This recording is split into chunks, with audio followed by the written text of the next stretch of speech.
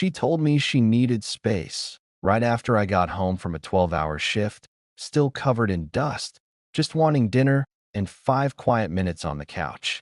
I hadn't even cracked open my beer when she said it. I'm going to Napa. Alone. I need time to think about us. That's how it started, the lie wrapped in soft words. But the truth? She wasn't going alone. And the way I found out changed everything. Before I tell you how, make sure you subscribe, hit like, and leave a comment if you've ever trusted someone who turned out to be planning their escape while smiling to your face. It was a Thursday, mid-spring, one of those evenings where the air still smells like rain. Our house was small but cozy. I'd built half the furniture myself. My wife, Melissa, sat at the dining table scrolling through her phone like she was checking the weather, not dismantling a marriage. She looked up finally, eyes calm but cold. I just think we need some distance, she said. I booked a solo retreat in Napa Valley. I blinked at her. A retreat. She nodded. 5 days. I just need to clear my head. The words hit like gravel. 6 years together, and she wanted to clear her head at a vineyard that cost more per night than our monthly electric bill. That I tried to read her face, but it was smooth, practiced. There was something beneath the calm, though, something that looked suspiciously like excitement. When are you leaving? I asked.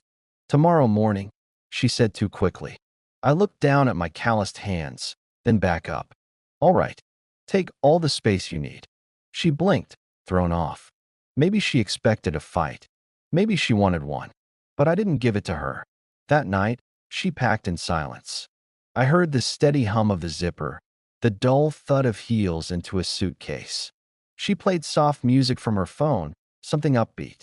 You sure you're okay with this? She asked when she finally emerged, hairstyled, lipstick perfect. For someone so heartbroken about her marriage, she looked radiant. Of course, I said. Drive safe. She smiled, the kind of smile you give before stepping into a new chapter you don't plan to share. Then she was gone. I sat in the quiet living room, staring at the muted television. My reflection looked older than I remembered. Something didn't add up. No one gets that dressed up for a solo soul-searching trip. I reached for my phone and opened our joint banking app. There it was, a charge from a Napa resort made 2 days earlier. Romantic couples package. My pulse quickened. Maybe it was a booking error. Maybe she hit the wrong button. But in my gut, I already knew. Sleep didn't come that night. I kept seeing her face, hearing that polished tone, the careful pauses between words.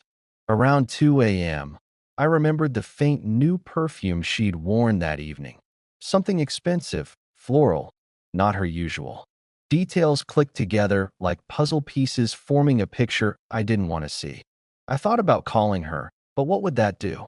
She'd lie, cry, spin something that might almost sound believable. I decided to wait.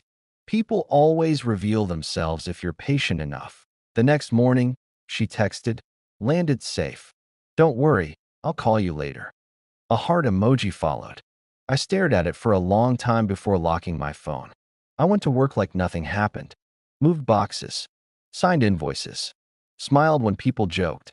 But every break, I checked my messages, waiting for the crack in her story. It came sooner than I expected.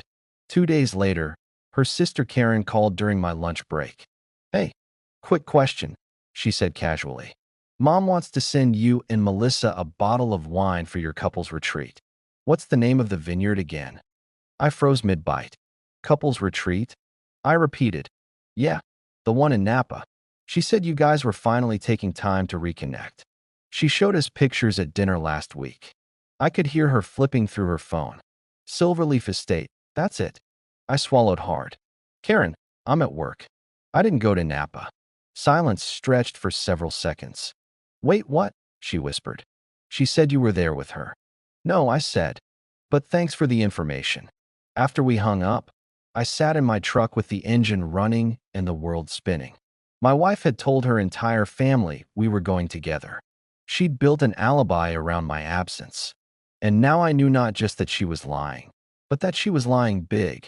I gripped the steering wheel until my knuckles went white. That'd be why the time I got home that night, My decision was made. I wasn't going to blow up her phone or drive to Napa like a jealous fool. No, I was going to find out everything first. Quietly, thoroughly. And when the time came, she wouldn't see me coming. That night, I sat at the kitchen table with nothing but my laptop, a cup of cold coffee, and the kind of silence that makes you hear your own heartbeat. Melissa had always been careless with technology. Same passwords for everything, no two-step verification. I opened our old shared email account, the one we'd used for online bills and family subscriptions. She probably forgot it even existed. A few minutes later, I found the smoking gun, an email confirmation from Silverleaf Vineyard Estate. Romantic couples package. 5 nights. Guest 1, Melissa Adams. Guest 2, Nathan Collins. My stomach dropped. Nathan, her ex-boyfriend from before we met, the one who'd reached out to catch up a few months ago. I remembered her laughing one night, saying, "He's harmless, just old memories." I stared at the screen, the cursor blinking beside his name, and felt something cold and sharp settle inside me. This wasn't an accident. This was planned. I scrolled through more messages, digging into the email trash folder she probably never checked. There they were, months of deleted correspondence. I never stopped thinking about you. You always understood me. Just one weekend, no one needs to know. Every word was a nail in the coffin of whatever we had left. I read them all, line by line, until I couldn't feel anything but numbness. She'd been planning this while I worked overtime shifts to cover our rent, while I made dinner waiting for her girls' nights to end, while she smiled across the table pretending everything was fine, by midnight. I'd screenshotted every message, every reservation, every bank charge. I sent them to my personal email and backed them up on a flash drive. Evidence. Not for revenge, yet, but for truth. I needed to know just how far she'd gone before deciding what came next. My phone buzzed then, lighting up the darkroom. It was a text from her. Having an amazing time. The views here are incredible. So peaceful. She even added a heart emoji. My fingers hovered over the screen. For a moment, I wanted to reply something cruel, something to break the illusion she was living in. Instead, I locked my phone and whispered, "Enjoy it while it lasts." The next afternoon, while eating lunch in my truck, my phone rang again. It was Karen. "Did you talk to Melissa yet?" she asked, her voice cautious. "Not yet," I said. "Why?" "Because she's been posting photos on her private account. Wine tastings, sunsets, that sort of thing. I didn't think much of it until now. There's a guy's reflection in one of the glasses. Doesn't look like you." I felt my jaw tighten.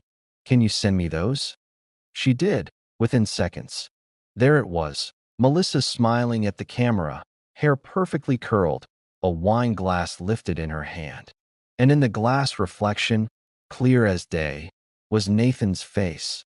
That image burned into me. But still, I didn't call her. I wanted her to believe everything was fine, that her story was working. People like Melissa get sloppy when they think they've gotten away with something. They stop covering their tracks. That's when you strike. That evening, I called an old friend, Daniel, who lived about an hour from Napa. "Hey man," I said, trying to sound casual. "You busy this weekend?" "Depends," he said. "Why?" "Need a favor." "Quiet one." "You up for a quick road trip?" He didn't hesitate. "Always." "What's the job?" "Just need eyes on someone." No confrontation, no drama. "I'll explain on the way." Daniel had been a private security guy for years. He knew how to stay unseen. Saturday morning, we drove out before sunrise. The roads were quiet, the sky still pale and cold. I told him everything as we drove. The fake retreat, the ex-boyfriend, the lies. He didn't say much, just nodded. "You want pictures?" he finally asked. "Yeah," I said. If there's any doubt left, I want it gone. By noon, we reached the small town near the vineyard. Daniel parked a few streets away from Silverleaf and walked the rest of the distance on foot, camera in hand. I waited in a diner across the road, pretending to eat while my nerves tangled tighter with every minute. An hour later, my phone buzzed. "Got what you need," the message read. I opened the photos one by one. There she was, walking through the vineyard path, Nathan's arm around her waist. Another photo, her laughing, leaning across a table to touch his hand. The last one stopped my breathing.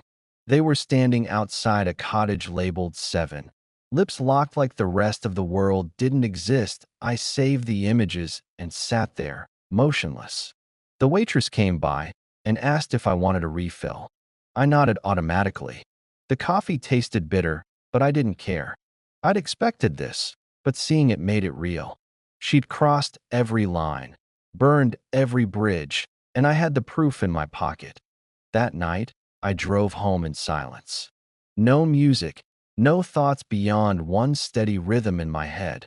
Finish this clean. I wasn't going to scream, beg, or throw things. I'd watched enough men lose their dignity over betrayal. That wasn't going to be me. I'd handle this like a job, methodically, calmly, leaving no loose ends. When I got home, I pulled out the folder I kept for important papers, birth certificates, tax returns, receipts, and added a new label, Silverleaf. I placed the printed photos, the emails, and the bank records inside, then closed it carefully. I looked around our small living room, at the framed photos of us smiling on trips, laughing at birthdays. I should have felt anger, but what I felt was freedom. She thought she'd played me. She thought I was the fool sitting at home waiting for her. She had no idea that by the time she came back, the entire game would already be over. The following days crawled by with a quiet precision that felt almost rehearsed. Melissa called twice and texted a handful of times. Small, meaningless updates about the weather, the vineyard, how refreshing it was to get away from everything. I responded politely, nothing more than short confirmations that I'd seen the messages. Glad you're enjoying yourself, I'd type. The less emotion I gave, the less she'd suspect. I wanted her to stay relaxed, careless. The more she believed she was safe, the deeper the fall would be when the truth came crashing down. By Tuesday, I had everything cataloged and backed up. Bank statements printed, photos labeled, email threads sorted by date. I wasn't just a betrayed husband anymore. I was building a case.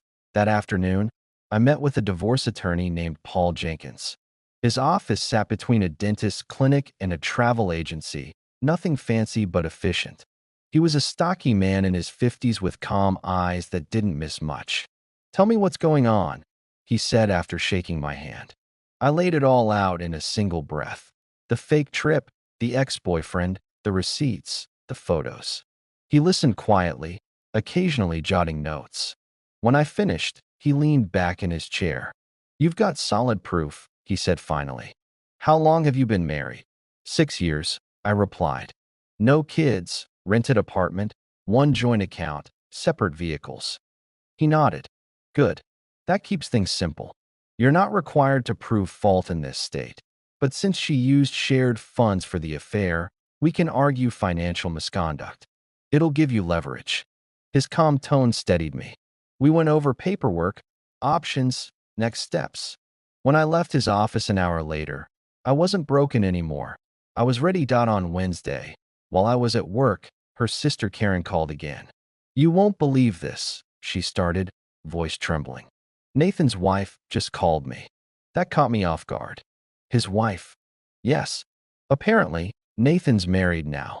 She found their credit card statement. Same resort. Same dates. Cottage 7. I let out a slow breath.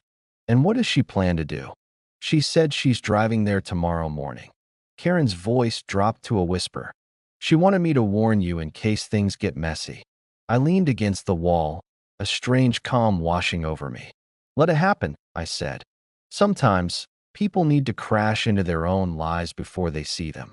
That night, I transferred half of the money from our joint savings into a new personal account. It wasn't revenge, it was fairness. I wasn't going to let her spend another dollar of what I earned. I canceled the joint credit card next, requested replacements with new numbers. If she tried to charge another dinner or hotel, she'd find out the hard way. My final step was drafting an email. The recipients, her parents, her siblings, a few mutual friends. Subject line: Important clarification. The body was short and clean, no anger, no name calling. Just facts. Melissa had gone on a romantic trip with another man, using joint funds. Attached were the screenshots, receipts, and one clear photo from Daniel. I ended it simply. I wanted you to hear the truth from me before the rumors begin. I'm moving forward with a divorce. Please respect my privacy. I reread it 3 times before hitting send. Once it was gone, there was no turning back. The reactions came fast. Missed calls, messages, some shocked, others supportive. Karen texted, "Mom's crying. Dad's furious. They can't believe it." I typed back, "They deserve the truth." I wasn't cruel. I was done pretending. The next morning, my phone exploded with more messages, friends checking in, a few trying to stay neutral. But there were also the inevitable defenders, the ones who said things like, "Maybe there's more to the story," or "You should let her explain." I deleted those without replying. There's no explanation that erases betrayal. By noon, Melissa called. I let it ring. She called again, then again. On the fourth try, I picked up. Her voice came through panicked, trembling. "What did you do?" "My mom called me crying. My credit card doesn't work. Everyone's calling me." I leaned back in my chair. I told them the truth. I said evenly. About Napa. About Nathan. About how you paid for your romantic getaway with our joint account. Silence. Then a whisper. "You don't understand." "I understand perfectly," I said. "You lied. You planned. You executed. You wanted space, remember? Now you've got it. Please, Mark, we need to talk about this." There's nothing left to talk about. I hung up before she could continue. That evening, Daniel called. "You might want to hear this," he said. "That woman, Nathan's wife, she showed up at the vineyard. Walked right up to their cottage, started screaming. The whole resort heard. They packed up fast and left before security even showed." I exhaled, picturing the scene in vivid detail. Melissa's perfect lie unraveling in front of everyone, her illusion shattered. I didn't gloat, but I didn't pity her either. People who build castles on deception should expect them to collapse eventually. The following day, I met Jenkins again to finalize the papers. He reviewed everything quickly and nodded. "You'll have them ready by Monday. I can have a process server deliver them." "Good," I said. "I want this handled cleanly." As I left his office, I felt lighter, almost peaceful. There's a strange kind of clarity that comes when the worst is over and the only thing left to do is rebuild. That weekend, I packed her belongings into boxes. Clothes, books, photos. Each piece went neatly into labeled containers. I wasn't angry anymore, just methodical. I even cleaned the apartment afterward, opened the windows, and let the air change. It smelled like freedom. Sunday night, I poured myself a drink and sat by the window watching the streetlights flicker. Somewhere out there, she was trying to explain herself to her family, to friends, maybe even to Nathan. But it didn't matter. The story she'd written was finished, and come Monday morning, she'd find out that every trace of the life she took for granted had already been erased. Monday morning arrived crisp and quiet. The sun was cutting through the blinds when my phone buzzed. Paul Jenkins, my attorney. "Papers are ready," he said. "I'll have a process server deliver them Wednesday morning." I thanked him and hung up. Everything was falling into place. The rest of that day, I moved through the motions of normal life. Went to work, handled deliveries, chatted with coworkers. No one could tell that in 2 days, I'd be officially ending a marriage. I didn't feel sadness. I felt relief. For the first time in months, my thoughts were clear. That evening, I logged into the bank account one more time. Half the savings were already in my new account. The rest stayed where it was. Fair split. I wasn't going to take anything she hadn't already lost herself. When I closed my laptop, the house felt strangely calm, like the moment before a storm breaks. Tuesday morning, I woke up to a string of missed calls. Melissa again. I ignored them. Then came the text. "I'm extending my trip. This place is exactly what I needed. I'll be home Wednesday night." The irony nearly made me laugh. She had no idea that by the time she came home, her world would already be gone. I replied, "Take your time. You deserve it." A few minutes later, she responded, "Thank you for understanding." That simple message told me everything I needed to know. She still thought I was the same man who'd forgive, who'd wait around while she lied. I turned my phone face down and went on with my day. Wednesday arrived faster than I expected. At 7:30 in the morning, I heard a car pull into the lot outside. I looked through the window and saw her. She looked exhausted, hair tangled, makeup smudged, the sparkle of confidence gone. I didn't move as she tried the front door. The lock had been changed 2 days earlier. She twisted the handle again, frustration growing. Then she started knocking. "Mark, open the door." Her voice cracked. I took a long breath, unlocked the bolt, and opened the door just enough for her to see my face. "Can I help you?" I asked calmly. She looked at me like she didn't recognize the man standing there. "What is this? You changed the locks." I nodded. "Lease is in my name. You don't live here anymore." She stared, wide-eyed. "You can't just kick me out." "I'm not kicking you out," I said evenly. "You left. I'm just making it permanent." Before she could answer, a black sedan pulled up behind her. A man in a dark suit stepped out, holding an envelope. "Melissa Adams?" he asked. She turned slowly, confusion mixing with dread. "Yes, you've been served." He handed her the envelope and walked back to his car without another word. She just stood there, papers in hand, staring down at them like they were written in another language. When she finally looked up, her eyes were wet. "You're serious?" she whispered. "Completely." I gestured toward the second bedroom window. "Your things are packed. You can pick them up through your sister." "Don't worry, I labeled everything." Her voice trembled. "Where am I supposed to go?" "Not my concern," I said quietly. "Maybe Nathan has space. Unless his wife already threw him out too." Her face crumpled. "You're being cruel." I shook my head. "No, Melissa. What's cruel is lying for months, pretending you needed space while using my money to play house with your ex. This is called consequence." I closed the door gently and turned the lock. She stayed outside for several minutes, knocking, crying, then shouting my name. I didn't respond. I sat on the couch, headphones in, volume up. When I finally looked outside again, her car was gone. The space she'd once filled with laughter, perfume, and arguments now felt clean. Empty, yes, but peaceful. That evening, I poured myself a drink and toasted to freedom. I wasn't celebrating her downfall. I was celebrating survival. Over the next few days, the fallout spread like wildfire. Karen called to say their parents had found out everything. Dad told her she made her bed, she said. He's furious.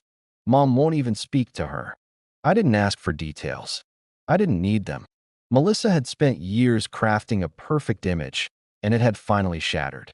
She tried to call me from different numbers, voicemails full of tears and excuses, but I blocked each one. The more she reached out, the quieter I became.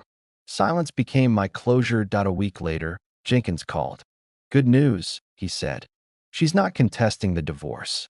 Her lawyer told her she doesn't have a case. We can finalize within 60 days.